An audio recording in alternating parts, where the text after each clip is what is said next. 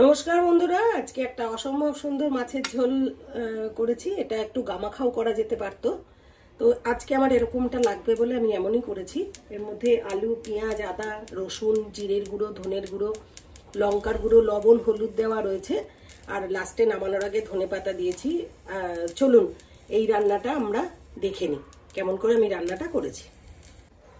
কড়াইটা গরম হয়ে গেছে, আমি তেল দিয়ে দেবো। তেলটাকে ভালো করে গরম করতে দেব, একটু বেশি করেই তেল দেব, কারণ আমি মাছ ভাজবো তেলের মধ্যে। তো আট ট্যাংরা, কে কে চেনো? বড় ট্যাংরা, আট ট্যাংরা মাছ। আমার ছেলে মেয়েও খুব ভালো খায়, আমরাও ভালো খাই। এটা যদি একটু পেঁয়াজ রসুন দিয়ে রান্না করব আজকে অবশ্য, কিন্তু পেঁয়াজ রসুন ছাড়াও রান্নাটা ভালো লাগে, কিন্তু আজকে আমি পেঁয়াজ রসুন দিয়ে রান্নাটা করব। মাছগুলো ধুয়ে লবণ হলুদ মাখিয়ে রেখে দিয়েছি। কড়াইতে তেলটা গরম করতে দিয়েছি। তেলটা গরম হয়ে গেলে আমি মাছ ছেড়ে দেব। এই মাছে কিন্তু একটু কাঁচা তেল মাখিয়ে নিলে কম ফাটে, এবং অবশ্যই এই মাছটা ঢাকা দিয়েই ভাজতে হবে, মানে কম ফাটেটা আবার ফেটেও যাবে। কড়াইটা ভালো করে গরম করে নেব তেল সমেত। এইবারে আমি মাছগুলোকে এক এক করে ছাড়বো।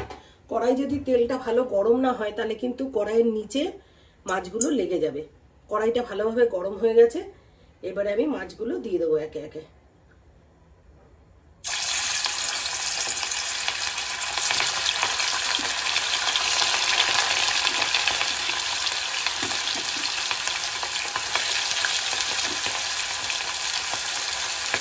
আমি কিন্তু ঢাকা দিয়ে দেবো, গ্যাসটা একটু সিম করে দেবো।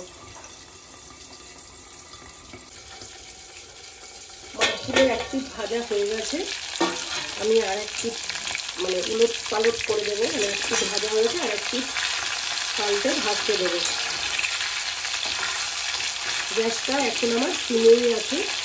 এটা একটু বুঝিয়ে বুঝিয়ে দিতে হবে, কারণ খুব বাড়িয়ে দিলে কিন্তু পুড়ে যাবে, ভালো করে ভাজা হবে না। এটা কাঁচা থাকবে, বাট লাল হয়ে যাবে খুব তাড়াতাড়ি।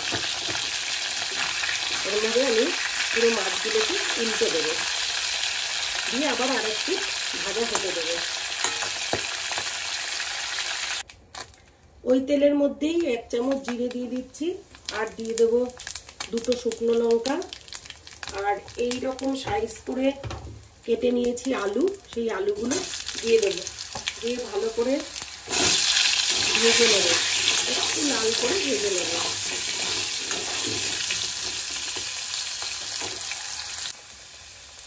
আটকোয়া রসুন এর মধ্যে হামানদিস্তার মধ্যে নিয়ে থেতো করে নেব, আর একটা মশলার পেস্ট বানিয়ে নেব।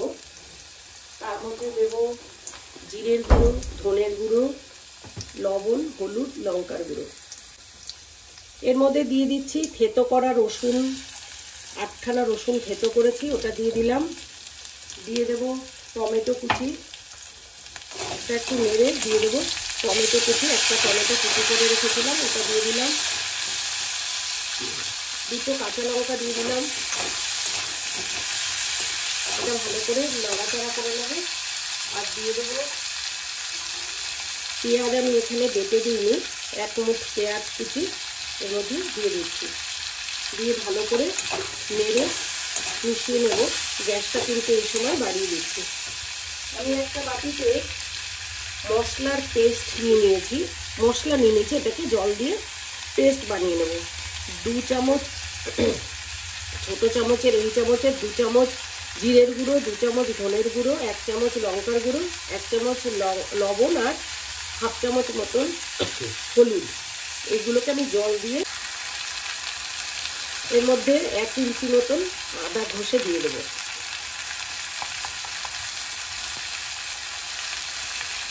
দিয়ে ভালো করে মিশিয়ে নেব। গ্যাসটা কিন্তু মিডিয়ামে দেওয়া আছে। পেঁয়াজটা দেখুন একটু নরম হয়ে গেছে। এরপরে আমি এর মধ্যে এই যে পেস্ট করে রাখা মশলাটা দিয়ে দেবো। দিয়ে ভালো করে আমি আবার কষে নেব। এই যে বাটিটা ধুয়ে অল্প করে জল দিয়ে দেবো, তাহলে কী হবে, মশলাটা যেহেতু গুঁড়ো মশলা লেগে যাবে না, কড়াইয়ের গায়ে লেগে যাবে না। এবারে ভালো করে মিশিয়ে নেব। মানে ভালো করে কষতে হবে যতক্ষণ না পর্যন্ত হালকা তেল ছাড়ে।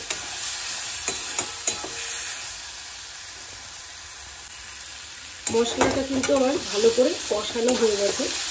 এরপরে আমি এর মধ্যে জল দিয়ে দেবো, গরম করে রাখা জল দিয়ে দেবো।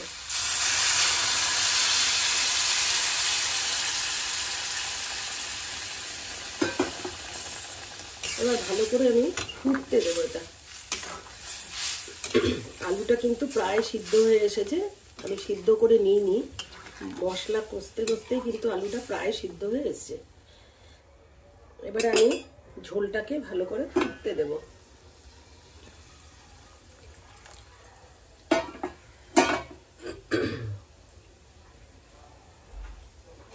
ঢাকা দিয়ে দিলাম, দিয়ে ভালো করে ফুটতে দিলাম। ঢাকনাটা খুলে দিয়ে ঝোলটা কিন্তু প্রায় হয়ে এসছে। আমি দেখে নেব আলুটা সেদ্ধ হয়ে গেছে কিনা। হ্যাঁ, আলু একদম সেদ্ধ হয়ে গেছে। গ্যাসটা বাড়িয়ে দিয়েছি।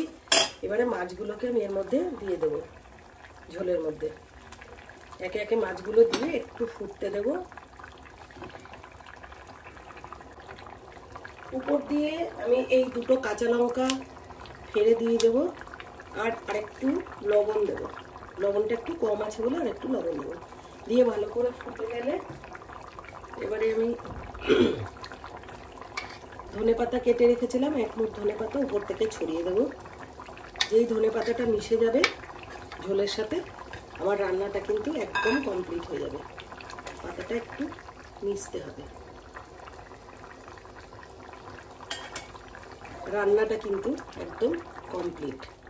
Thanks for watching.